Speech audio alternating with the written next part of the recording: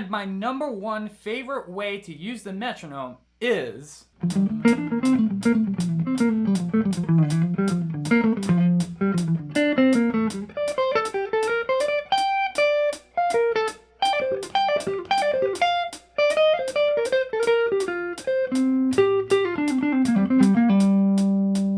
What's up everybody, my name's Adam and welcome to Jamsville. If you're new to the channel, make sure that you subscribe and hit the bell button so that I can help you get better, faster at the guitar. In today's lesson, we're going to be talking about the metronome. Now, all of us know that the metronome is a critically important tool for improving your musicianship and your rhythm, but most people aren't taking full advantage of its benefits. Since most music is counted in 4/4 time, most people put the metronome on all 4 beats, like you just heard me playing. But if that's the only way that you're using the metronome, you're severely limiting how much you can develop your sense of time and rhythm. And that's why in this video, I'm going to be showing you my top 15 favorite ways to practice with the metronome. So for each example, I'm going to be playing a major scale up and down using eighth notes for reference so that you can hear how the metronome relates to the major scale that I'm playing.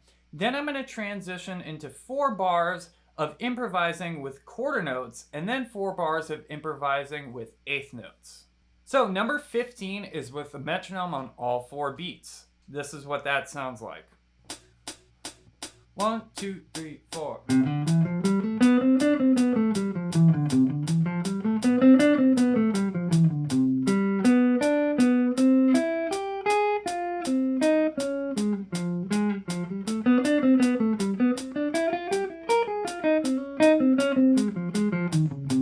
Number 14 is with the metronome on beats 1 and 3. So now we're going to have the metronome from 160 to 80, and we're going to think of the clicks as being on beats 1 and 3. 1, 2, 3, 4.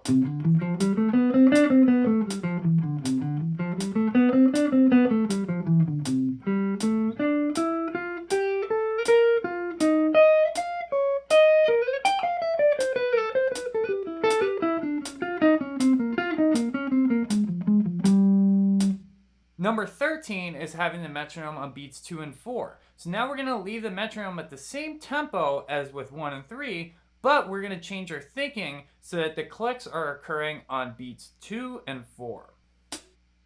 1, 2, 3, 4, 1, 2, 3, 4.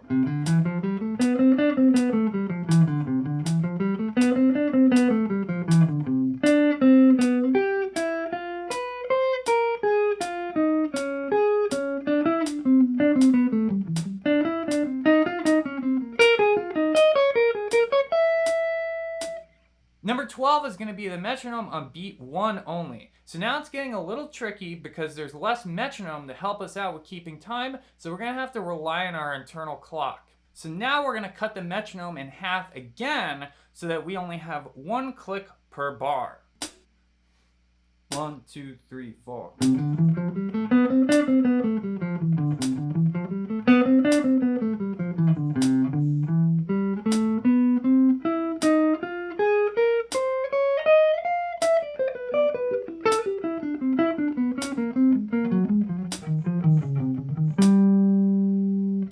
Number 11 is having the metronome on beat 2 only. So now we have that extra space factor where we're working on our internal clock, but there's also an extra confusing element since you're going to tend to want to feel that click as being the downbeat eventually as time goes on.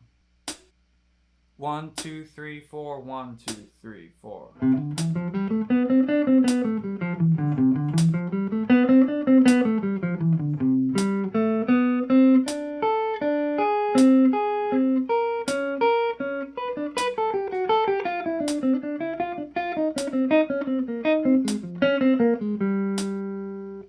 Number 10 is having the metronome only on beat 3.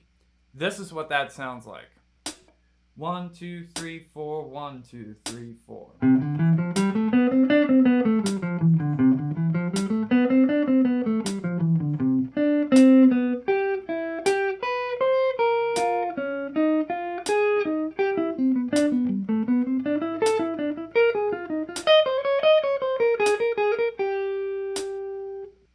number 9 is the metronome only on beat 4. Let's hear that one.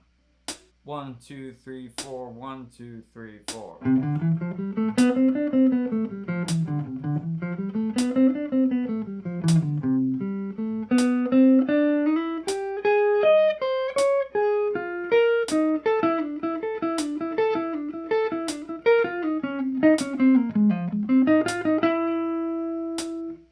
Number 8 is having the metronome on all 4 upbeats.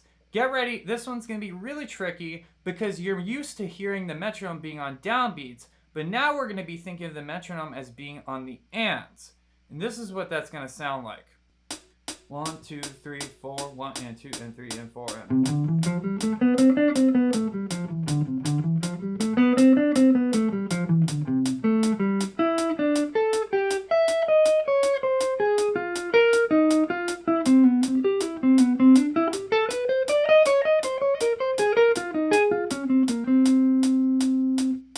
Number 7 is the metronome on the and of 1 and the and of 3.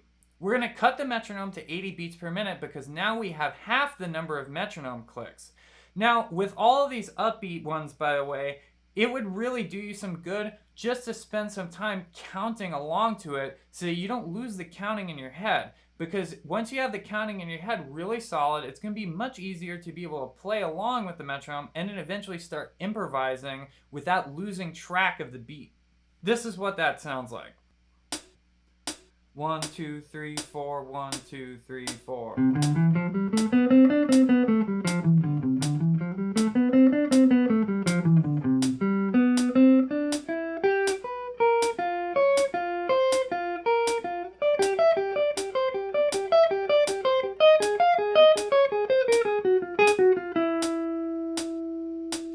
Number 6 is going to be the and of 2 plus the and of 4. So what we're doing is we're taking that exact same metronome we just used, now we're just rethinking it to be the and of 2 plus the and of 4.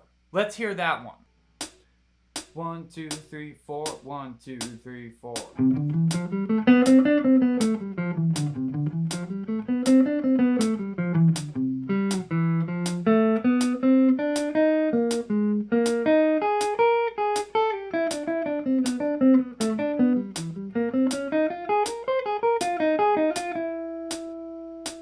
Number 5 is the metronome on the and of 1 only. So now we have a lot of space going on, plus the metronome's on an upbeat, so it's going to be really, really challenging to keep your internal clock solid and to keep that downbeat in the right spot. Let's hear what that one sounds like. 1 and 2, 3, 4, 1, 2, 3, 4.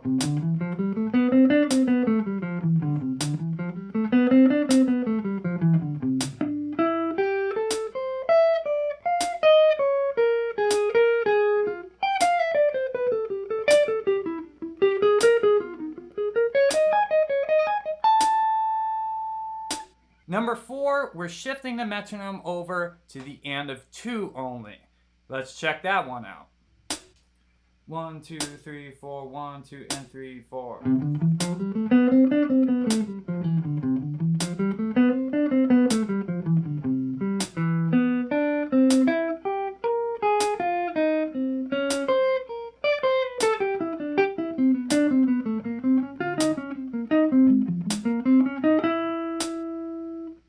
Number 3, of course, is going to be shifting the metronome over to the and of 3 only.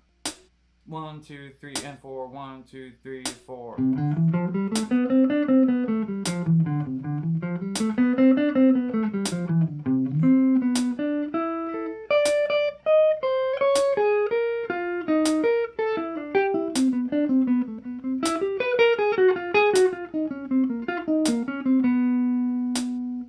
For number 2, we're shifting the metronome over to the and of 4.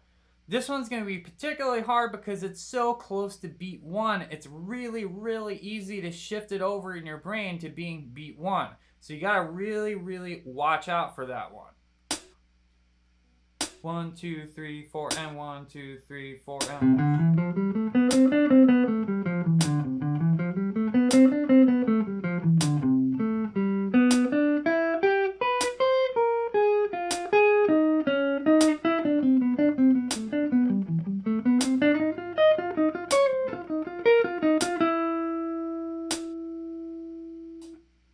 my #1 favorite way of practicing with the metronome is having it on beat 1 of every 2 or even more measures, giving a ton of space where we have to rely completely on our internal clock.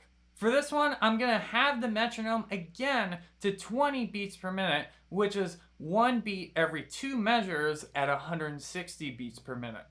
Let's hear that one. 1, 2, 3, 4, 1, 2, 3, 4.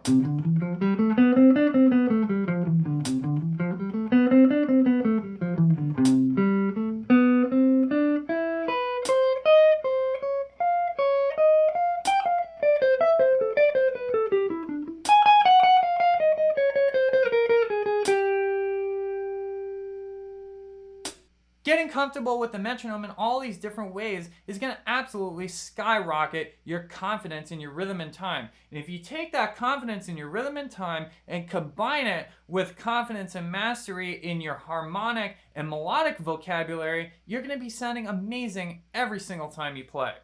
So if right now you don't feel confident on the fretboard and you feel like you're always stuck in the same place when you're playing solos and you can't navigate it properly and you want to end all that frustration once and for all, then head on over to Jamsville.com or go down to the link in the description below and sign up for the Jamsville GPS Fretboard Fundamentals course today. The guitar performance system is the GPS that's going to take you straight from where you are being frustrated and confused about the fretboard to having total confidence knowing you can play in any key, anywhere on the fretboard and fly all over the place. If you want to learn how to take rhythm and add it to chords that turn it into really cool musical riffs, check out this video right here. And until next time, listen, learn, and jam.